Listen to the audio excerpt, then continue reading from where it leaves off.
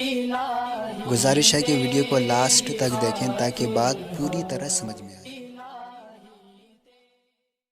بعد میں بیان کروں گا۔ ایک آخری مسئلہ یہ ہے کہ بیماری کی وجہ سے وقتی طور پر وقفہ کر لینا جائز ہے۔ سمجھ میں آ رہی ہو بات؟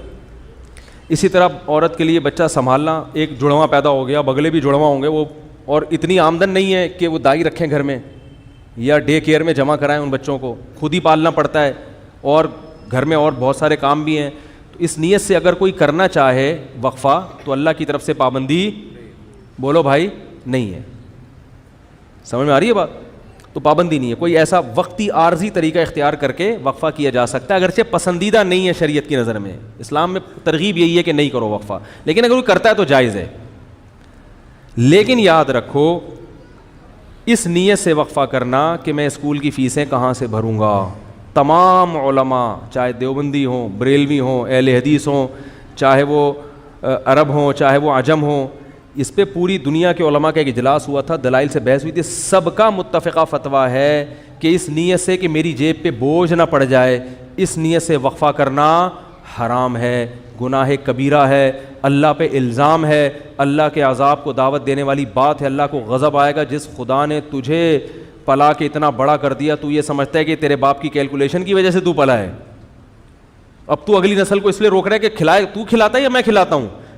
قرآن کہہ رہا ہے نحن نرزقکم، ہم تم کو بھی رزق دیں گے، وإیاہم، اور ان کو بھی۔ علماء کہتے ہیں غریبوں کے لیے نازل ہوئی ہے، اللہ نے پہلے ذکر کیا کہ تم کو بھی دیں گے، کیونکہ غریب کو ڈر ہوتا ہے میری روٹی نہ چھین لے بچہ، تو اللہ فرماتا ہے تجھے بھی ملے گا اس کی برکت سے، اور اس کو تو ملے گا ہی۔ اور آج کل زیادہ تر حمل جو روکا جا رہا ہے وہ اسی نیت سے کہ کھلائیں گے کہاں سے، تنخواہ میں پورا نہیں ہو رہا، سب کی زبان پہ یہی ہے۔ اسلام میں کیا ہے؟ فیملی پلاننگ والے کہتے ہیں پہلے انتظام کرو پیسوں کا، پھر بچے پیدا کرو۔ اسلام کہتا ہے نا نا نا نا نا نا نا نا نا۔ غربت دور کرنے کا ذریعہ کیا ہے؟ نکاح اور اولاد کی کثرت، جو میں انشاءاللہ اگلے بیان میں احادیث پیش کروں گا اس پر۔ تو یہ دوسرا طریقہ جائز ہو گیا کہ سنبھالے نہیں جا رہے تو ٹھیک ہے، وقتی طور پہ روکا جا سکتا ہے۔ اور اس نیت سے حمل روکنا کہ لوگ کیا کہیں گے، اتنے بچے، اس نیت سے بھی حمل روکنا کیا ہے؟ حرام ہے۔ اسی طرح علماء کا اجماع ہے کہ اس نیت سے حمل روکنا کہ بیٹی نہ پیدا ہو جائے، مثلا کسی کی 6 بیٹیاں ہو گئیں، اب وہ کہہ رہا ہے یار اگر ایک اور بیٹی ہو گئی میں تو جیتے جی مر جاؤں گا، اس لیے حمل روک رہا ہے، اس نیت سے بھی حمل روکنا کیا ہے؟ حرام ہے، کیونکہ آپ بیٹی کو کیا سمجھ رہے ہو؟ منحوس۔ اسلام میں یہ منحوس نہیں ہے، بیٹی کے خوف سے اگر حمل روک رہے ہو حرام۔ اور بہت سے لوگ اس لیے روک رہے ہیں کہ یار ایک بیٹا مل گیا، اب ہمیں ایسا نہ ہو بیٹی پیدا ہو جائے تو اللہ کا عذاب آئے گا بھائی، اس دنیا میں اللہ برکت چھین لیتا ہے۔